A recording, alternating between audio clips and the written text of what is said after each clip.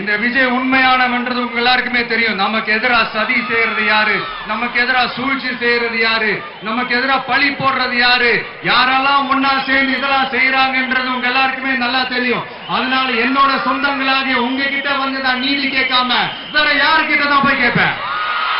தான் பிரச்சனையை மக்கள்கிட்ட போய் சொல்லிட்டு உட்காந்துருக்கான். கட்சி கூட்டம் போட்டு சேலத்தில் இரும்பு உருக்காலையில் பிரச்சனை இருக்கு. இன்னைக்கு சேலத்தில் இருக்கக்கூடிய தாதுக்களை திருட மத்திய அரசு திட்டமிடுகிறது, அதற்காக 8 வழிச்சாலை அமைப்புன்னு சொல்லுது.